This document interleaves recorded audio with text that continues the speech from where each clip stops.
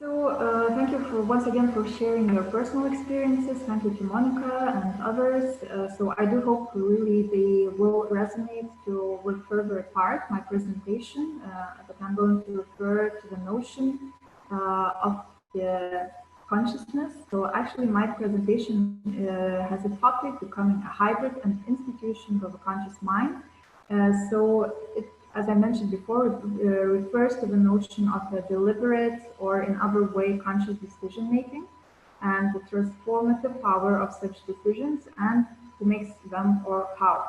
And on the other hand, the topic suggests some ambiguity. It's also related to the institution working on sometimes non-institutional grounds. 3 years ago, Kaunas Artist House was appointed with a new director, so it was actually me. Here I came with a new program for the institution of nearly twice of my age. So in 2021, Kaunas Artist House will celebrate the 50 years anniversary. And the institution was established by the Kaunas municipality in the Soviet occupation period. And the institution was established actually all together with other kinds of similar formats, also in Vilnius and in Klaipėda. But nowadays, it's the only one standing artist house in Lithuania. And although having retained the name on one hand, it has also undergone an extraordinary number of transformations, and including the 14 directors as my predecessors. More about where we are located and how we are located. So the building which houses Kaunas Artist House was built in the 1930s, and following the project by Vytautas Landsbergis Žemkalnis, the prominent architect of the modernist period in Lithuania. And at that time, the architectural style of the building was a new development in Lithuanian architecture. So the house was built for the diplomatic mission of the Vatican as an embassy, although for unknown reasons or variety of them, the nunciature never established itself there. So today we position ourselves as an open embassy for contemporary culture and actually for the culture and content that is poorly accessible, has a little visibility, also insufficient conditions or resources. So we support emerging individual artists, also groups of artists and creators, researchers and activists. And also Kaunas Artist House is open to people and communities that previously had limited accessibility to the institution or had none, even during this long, nearly 50 years period. So where and what the Kaunas Artist House was for the past decade sums up my personal witness that living in Kaunas for more than 30 years, actually, and working in the cultural field for the last 14, I've heard about Kaunas Artist House exactly the same year I became a director here. So it's only 3 years ago. And in 2017, I came with a program that had to help Kaunas Artist House to operate on different levels. It is cities, national and international, but actually, firstly, I turned to the people who were working there, also to the ones that joined us in the way, and the mutual feeling was about having more space. So not only physically, but on the methods and of operating firsthand. And one says that actually conscious decisions are firstly taken unconsciously. So I totally really agree that this mutual understanding based on various personal and professional experiences led our team to the more deliberate ones. So my team and I, most of us came from spheres with a constant lack of support and also resources and sometimes knowledge. So when you are granted with an institutional power and resources, the most logical way for us and for me operating seem to be sharing those. So there you see a timeline of actions that Kaunas Artist House gone through the past 3 years. So the initial one, the first one, was the decision to open to different ways of thinking and to different kinds of communities and their needs. It was the year 2017. And secondly, in the face of new realities and knowledge that we gained, we had no choice but to become, in one way, activists of different communities. People who have actually responsibility to mediate between these communities and their cultural actors. Thirdly, on the last stage, that is the future stage, we are entering a stage of new 3 years program, where actually the experimental formats are to become more sustainable. So that is what we were telling for 3 years, that we are searching, experimenting, and so on. But actually, in perspective, there should come a time for more sustainable ways of acting. So today, Kaunas Artist House, as an institution funded by Kaunas City Municipal Budget Office, operates as a mediator between artists and their audiences, as well as cultural institutions and their visitors. And so this function and the totality of the various other methods, which are not universally identified with the established institutional principles of operation, allowed the organizers of this conference,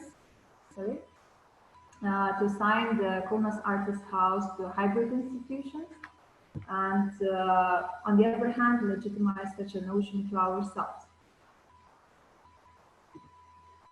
So during recent years, Kaunas Artist House has developed 4 main working directions. It is residency program, cultural info center, repertoire events and projects, and educational programs.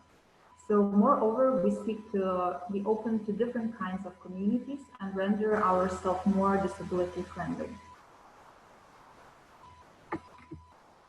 So all the mentioned programs have dedicated curators and who are both full-time employees and freelancers, but they're also part of disabled LGBTQ+, industrial, architect, and other communities. So during the year, Kaunas Artist House produced more than 200 events and activities. So part of them are curated and produced inside the organization, but the other really big part is co-curated. So annually, we collaborate with more than 100 individual creators, also researchers and activists, and with more than 60 organizations or institutions. And together we are outreaching to more than 17,000 people every year. So these more than 200 activities is actually a result of conscious co-creation that is supported by a resource and knowledge sharing and exchange. And the individual culture and arts creators or micro organizations can come to Kaunas Artist House and be supported with physical resources and other knowledge, such as project management, search for funding, mediation, communication, etc. And there I would like to present you several cases, several programs that we have been developing for the past few years. Usually these are ongoing projects or programs that also at some point start to transform and be redeveloped into other kinds of activities or programs. So the first one that I would like to share with you is the program that took part in 2018 and 2019. It's one part of this program was Kaunas Artist House Professional Development Program. Actually, we were working with increasing the availability of cultural services by Kaunas Artist House. And the other part of this program was Science of Modern Lithuania, integration of deaf guides. So the project manager, Emilia Stunina, she is also our full-time employee, but on the other hand, she's an active volunteer of deaf communities and activities held in Kaunas. And also we had some institutional or organizational partners, such as Kaunas City Municipality Cultural Heritage Department and Kaunas Deaf Rehabilitation Center. So in the course of this project, 2 cycles of tours of modernist buildings that have received the European Heritage label and are aiming at UNESCO World Heritage status were presented to people with hearing disabilities of all ages. And as a part of this program, 2 deaf guides were trained by guides specialists therefore, or professionals, therefore the tours were conducted in the deaf mother tongue. So it's Lithuanian Sign Language. And in this way, the dissemination of cultural heritage for people living in social exclusion, but it's a situation actually here in Lithuania, in Kaunas, and in the other cities, and moreover in the rural parts, were increased, and the respect for and awareness of the architectural heritage was promoted. So while increasing the knowledge of these valuables, also emphasizing social dialogue and equality. So before starting any project or any program of this kind, actually we started all together with all the team of Kaunas Artists House to learn sign language. And actually we had a course about training and to learn the basic Lithuanian Sign Language. And actually it was really challenging, because we really had to challenge not only ourselves individually, because it was learning of a really alien and new kind of language, also team-wise or institutionally wise, because we really had to be very open all together in our team with each other. But the fun fact is that actually our most senior team member that comes to me every day and he signs to me, and although his hearing is perfect. So this led us actually to the possibility to also be joined by the team members who have hearing disabilities, and these kind of people and communities really feel welcomed here. And the other program that I would like to talk about, it's the ongoing program that started in 2019, and it's called Invisible Architecture. The project manager is Rasa Chmielauskaitė, and she's also a professional architect, I would say educator and activist. And we had this project also developed, and the program developed with the Lithuanian Association of the Blind and Visually Impaired and Kaunas Architecture Festival that takes place every 3 years in Kaunas. So the main goal of this project is to use non-visual means to present the history of Lithuanian architecture, or also from Gothic to postmodernism to blind and visually impaired people.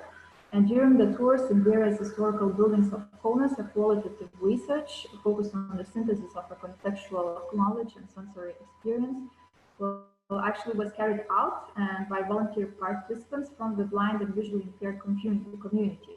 And also the other part of this team was professional architects, actually emerging architects, and they all together investigated cultural and social theories of prevalence of certain architectural styles. For example, researching ideas and values behind architectural solutions, also looking beyond the aesthetic expression. And actually, according to Rasa, the project leader, I will quote her, that the project was inspired by the realization that seeing is the laziest way to approach architecture. So it's something for all of us to think of, and that forming a judgment about an architectural object takes but several seconds, and that historical facts or professional themes for architectural elements are not always enough to feel the pleasure of reading an object.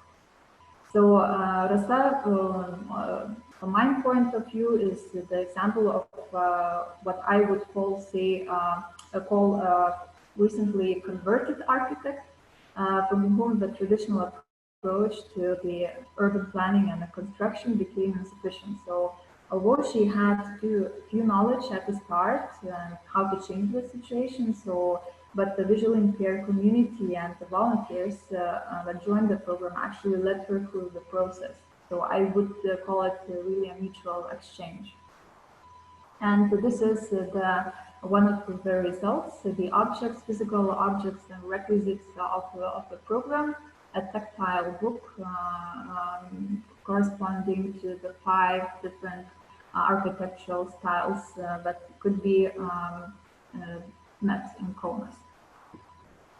Also, the other example is the program that we've been developing since last year. It's an educational program called Culture for Social Mobility.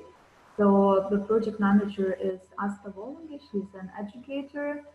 And our project partner, the main partner, was NGO Arts Agency. So it's the agency working mainly with refugee communities settled in Lithuania. And other project activities were carried out in cooperation with lots of Kaunas children's day centers, youth centers, and so on.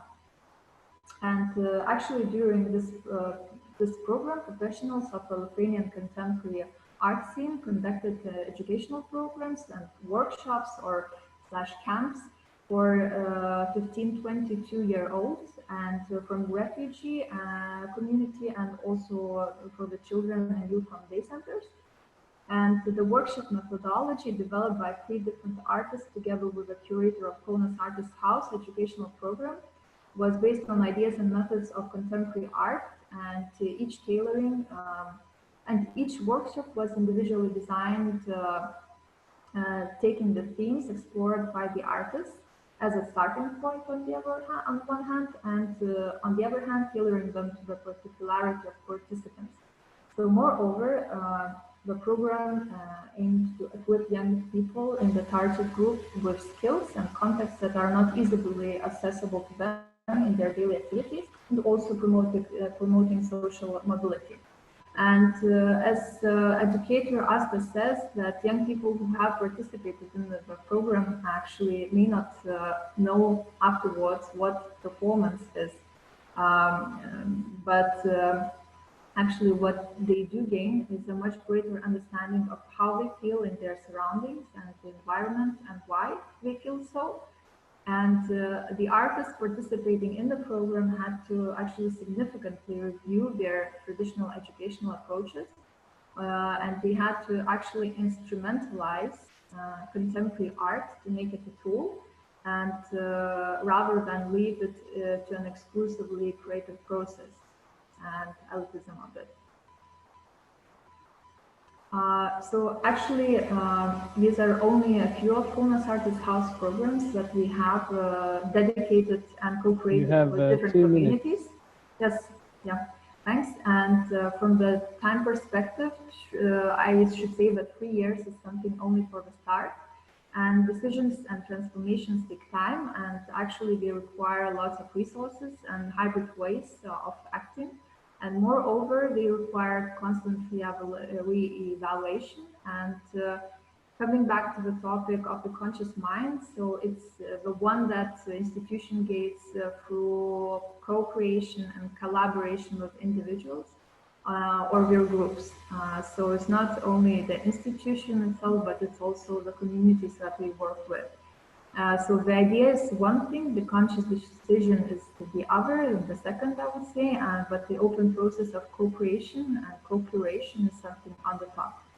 So now coming back to the questions that I've introduced at the start, so I would like to ask you once again, so what role does conscious decision making play in your daily work routine? Thank you.